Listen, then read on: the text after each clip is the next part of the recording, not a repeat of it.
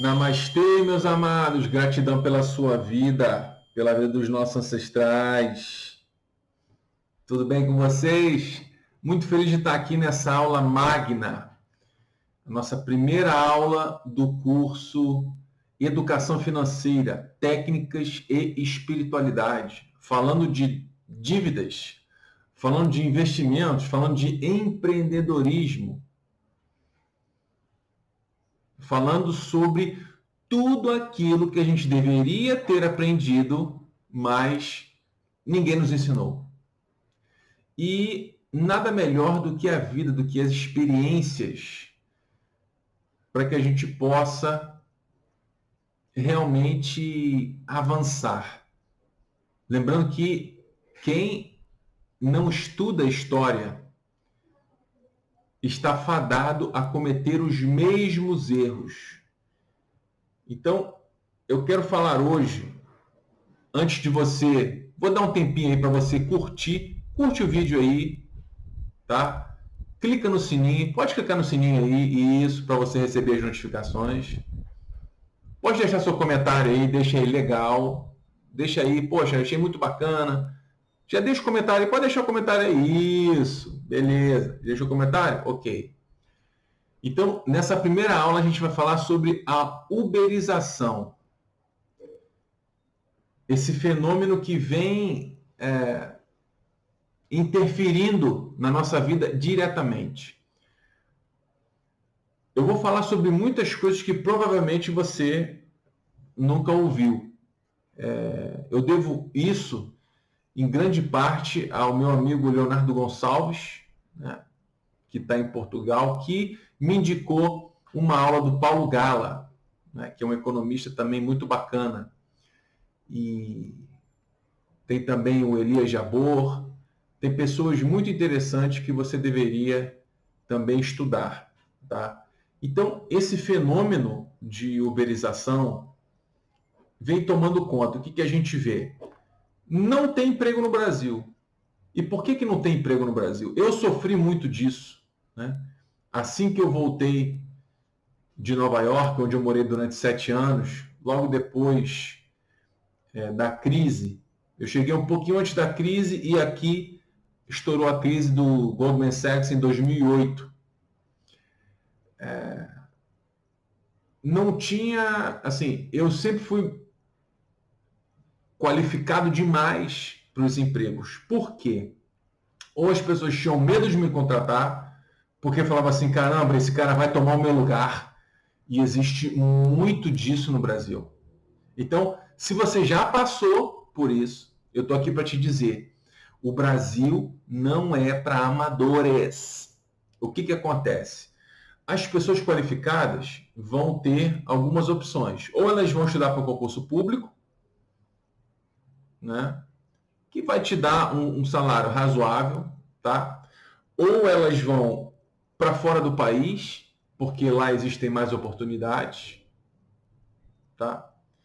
Ou elas vão buscar o empreendedorismo, tá? Algumas pessoas, obviamente, que vão ocupar os cargos nas grandes empresas do Brasil, mas não existem cargos suficientes para todo mundo. Para você ter uma ideia, isso já tem tempo.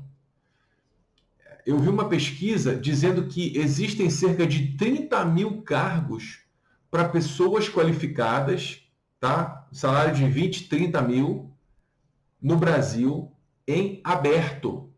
Porque as empresas querem contratar, mas não encontram essas pessoas qualificadas.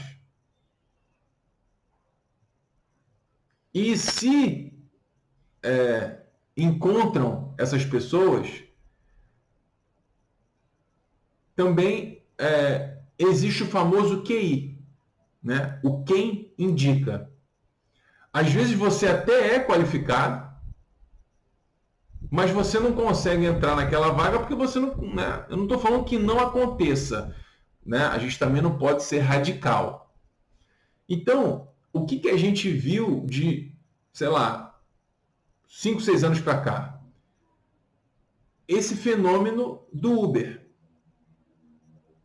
A gente teve a crise de 2008, a gente teve a crise de 2015, 2014, 2015, a gente está passando por uma crise agora,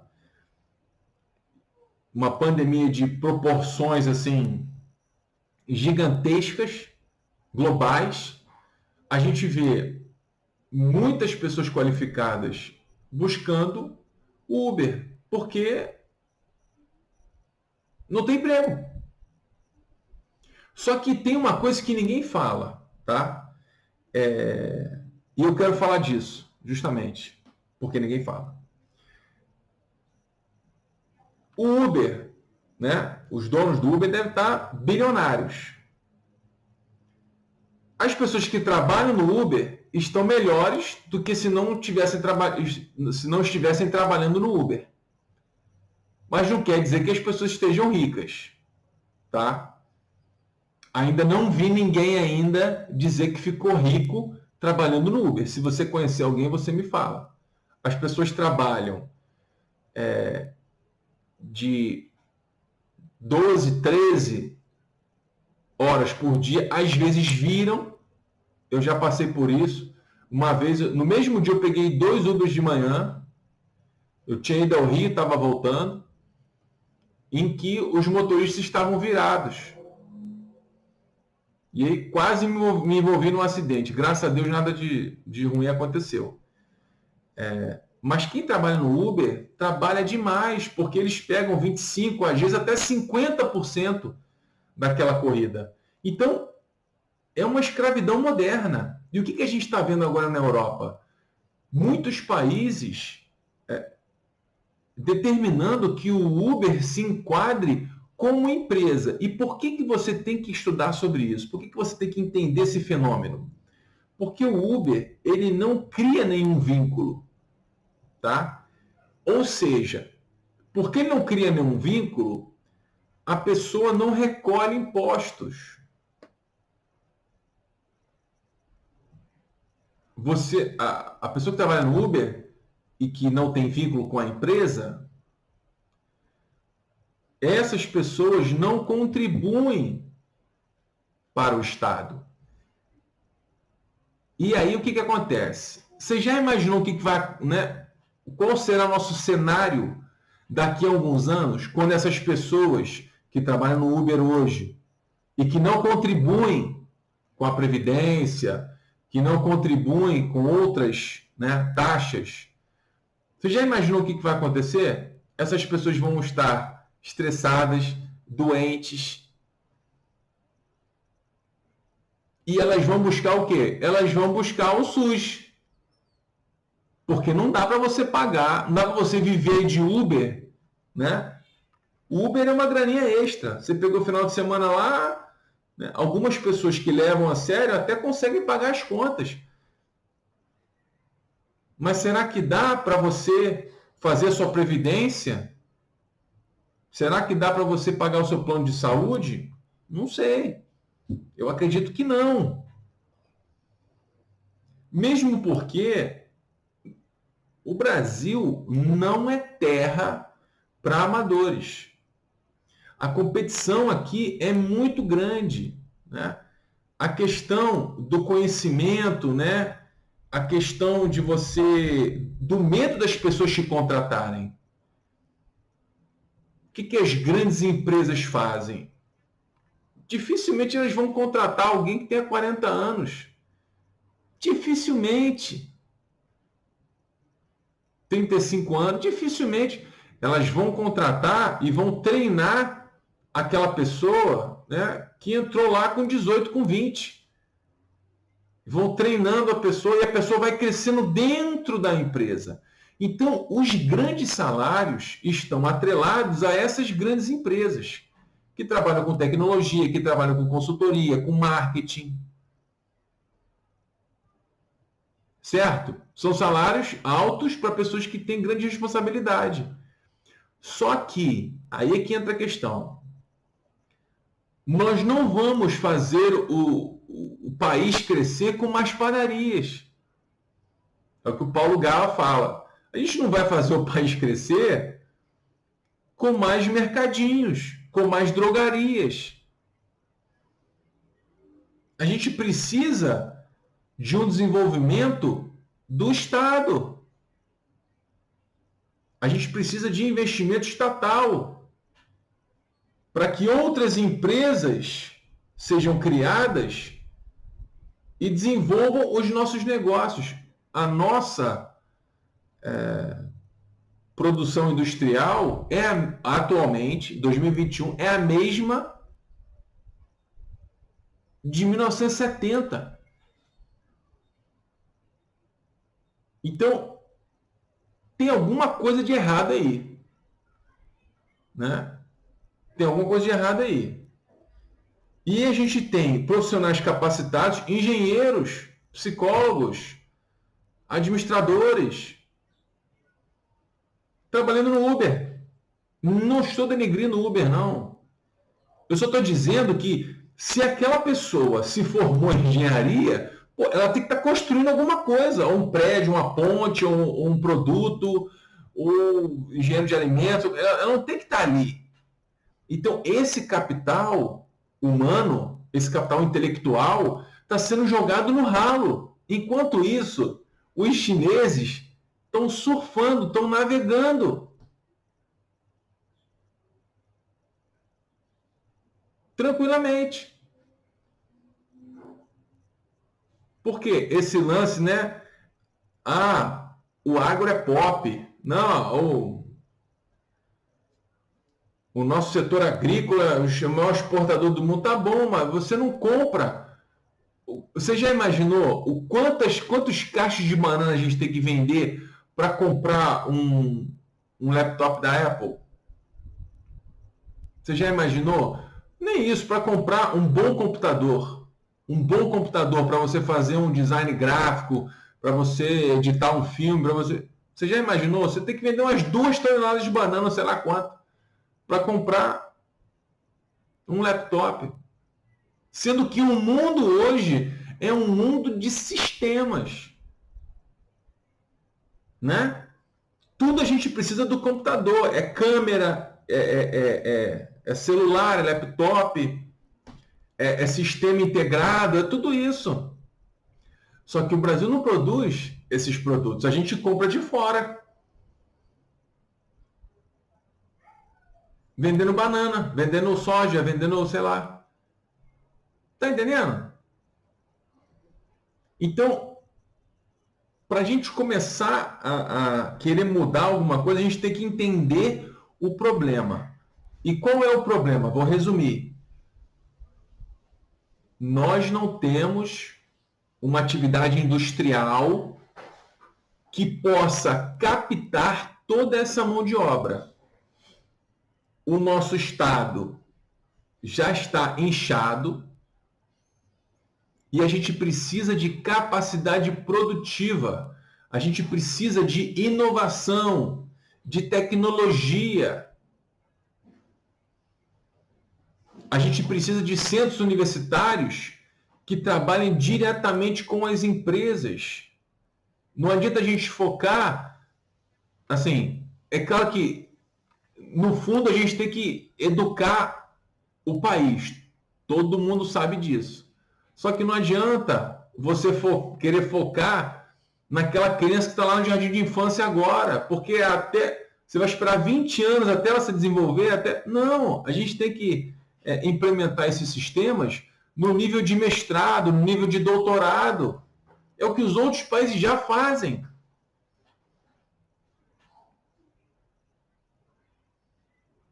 Então, a nossa economia é uma economia de país agrícola. Desculpa te dizer. O Brasil não é isso tudo que a gente pensa que ele é, se comparado aos outros países.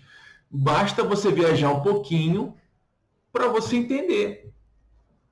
Viajar para outros países, né? Você vai para a Europa, você vai para os Estados Unidos, ou você vai para a China, para a Ásia.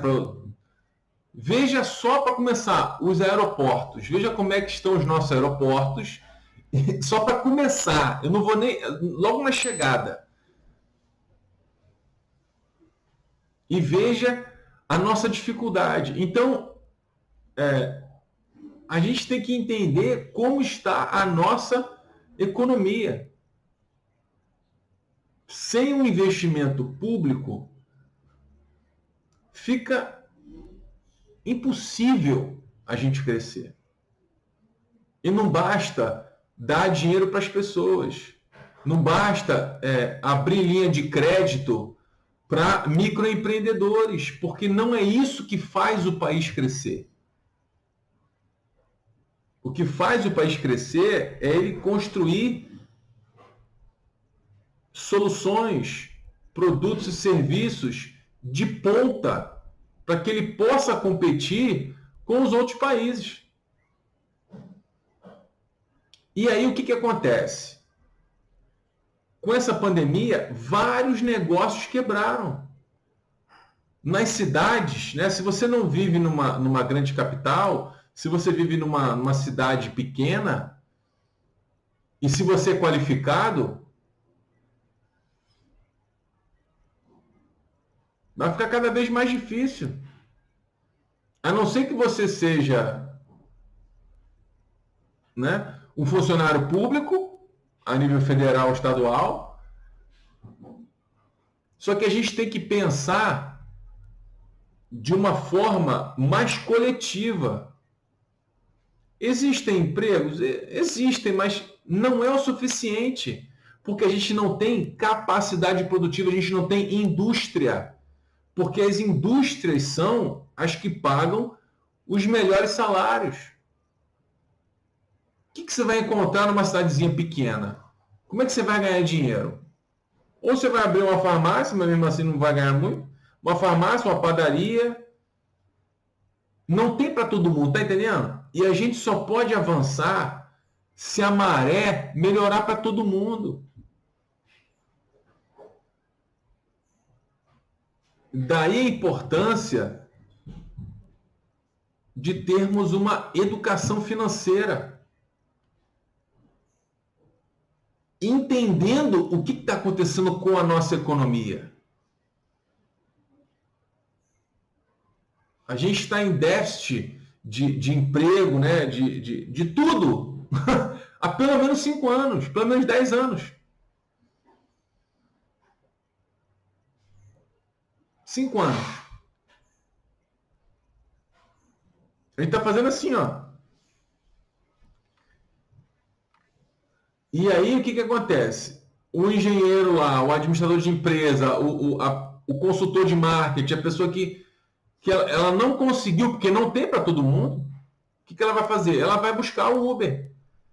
E aí você pergunta, né? Você vai ver a história. Pô, eu tinha uma empresa, quebrei, agora estou aqui, por quê? Porque o homem se vira, né? As pessoas vão se virando, vão buscando alguma coisa, mas não é o melhor dos mundos. E a gente perde esse capital intelectual. O engenheiro se formou é para estar construindo alguma coisa, não é para estar dirigindo, não desmerecendo o Uber. Outro ponto. Essa pessoa que trabalha com Uber não contribui para a Previdência. Né? Porque é autônomo, a maioria não vai contribuir. Só que essa pessoa vai ficar doente. E para onde é que você acha que essa pessoa vai? Vai para o SUS, meu amigo, que já está sobrecarregado, só que ela não contribuiu.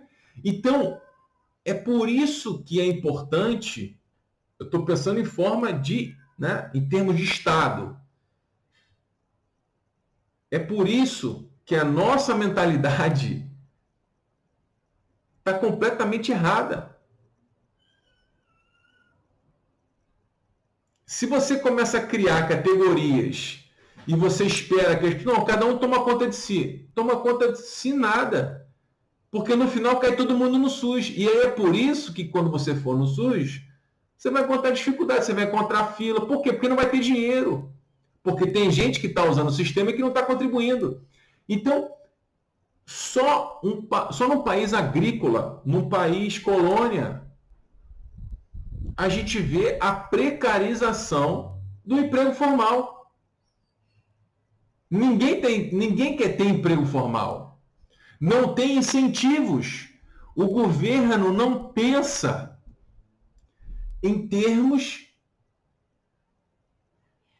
de empregos formais. Se ele não pensa nisso, não haverá o quê? Receita dessas pessoas, porque essas pessoas não vão pagar a previdência. E aí, o Estado, que na verdade são as pessoas, vão ficar cada vez mais sobrecarregadas. Então, aí é que acontece o quê? Você aumenta a alíquota dessas pessoas que já são os funcionários públicos, que são as pessoas que trabalham nas empresas. Não, vamos aumentar deles, por quê? É que nem gato de luz. Você tem uma feirinha na sua cidade que ninguém paga a luz. A pessoa não paga a luz, mas alguém paga a luz que você usa. Então, a gente sempre paga.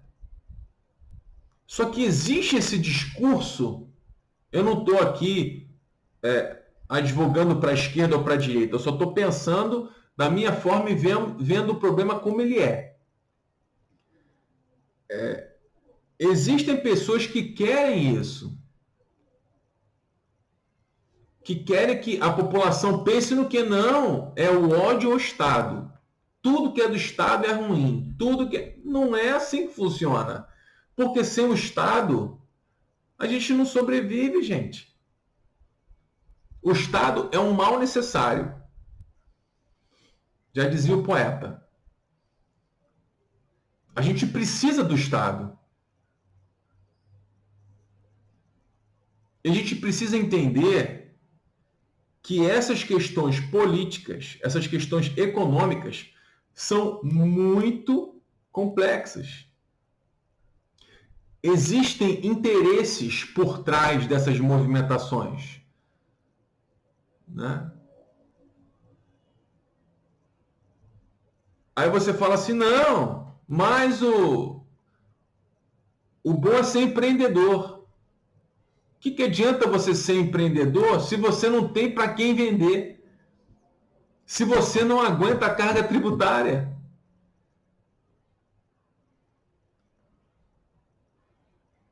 Essa crise veio mostrar para a gente que não existe espaço para amadorismo, não existe espaço para o pequeno empreendedor. Como que o pequeno empreendedor vai conseguir aguentar essa crise? Como é que o pequeno empreendedor vai ter fluxo de caixa, né? Vai ter dinheiro para poder se manter? Não tem. Só quem tem são as grandes empresas. E é por isso que a Bolsa bateu mais de 100 mil pontos. E todo mundo está pensando que o Brasil está crescendo. Não, o Brasil não está crescendo. Os grandes é que estão ganhando o mercado dos pequenos. Você veja aí, Casas Bahia, Lojas Americanas, Via Varejo. Eles estão abocanhando aquele mercado que pertencia aos pequenos.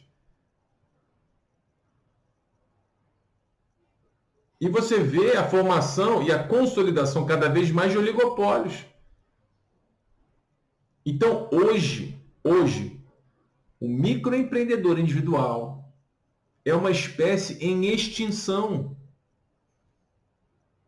No máximo, dá para você se virar e pagar as contas. Agora, nesse ambiente que a gente vive, e todo mundo pensa que é a reforma administrativa que vai melhorar, né? A reforma política, que deveria ser a primeira, né? A primeira tinha que ser política. Ninguém vai fazer. E vai sobrar para quem? Vai sobrar para o funcionalismo público. Por quê? O Brasil está sem direção. O Brasil está sem direção. A gente está navegando. Está navegando. Por quê? Existem vários interesses difusos. É isso que você tem que entender. Não existe só extrema-direita e extrema-esquerda. Existem vários interesses.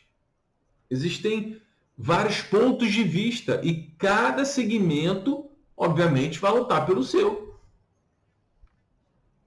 O único que não entende jogo e por isso não dá para jogar é o povo. É a maioria. A maioria não vai entender isso que eu estou falando.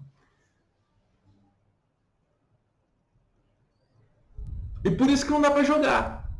Como é que você vai jogar um jogo que você não entende? Você está sendo manipulado o tempo todo.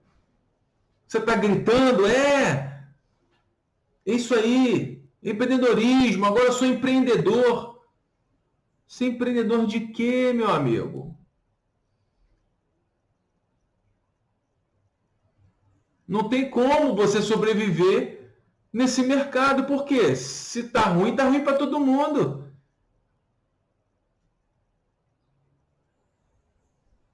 O mercado, ele vai sempre valorizar aquela pessoa que tem a melhor estratégia, que tem as melhores técnicas, que tem mais tecnologia. Quantas pessoas você conhece que trabalham com tecnologia? Pouquíssimas. Que entendem como é que essa máquina toda funciona. Ou seja, você está jogando um jogo que você não conhece as regras. Você está falando besteira, você está gritando, né? Empreendedorismo. A pessoa que decide o seu caminho. Concordo com isso, beleza. Mas sem uma base econômica, sem uma base jurídica estável, não dá para sobreviver. Os pequenos já foram engolidos pelos grandes empresários, pelos grandes grupos. Porque os grupos têm tecnologia, os grupos têm sistema integrado e os grupos compram em grande quantidade. Eles têm preço.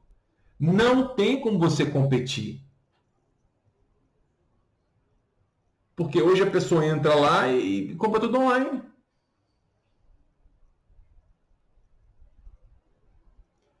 Deu para você entender que a historinha que é contada é muito mais complexa do que você imagina? Deu para você entender que daqui para frente a gente vai ter cada vez mais tecnologia e que você tem que se qualificar, você tem que entender sobre história, sobre economia, sobre política. E quando você não faz isso, você está jogando. Deu para você entender que você está jogando um jogo que você não entende as regras? Deu para você entender isso? Gostou dessa primeira aula? Compartilha com alguém. Entra na Universidade da Vida Online, onde você vai encontrar muito mais conteúdo de qualidade para mudar a sua maneira de pensar, para que você entenda as regras do jogo. Vamos juntos? Gratidão. Namastê.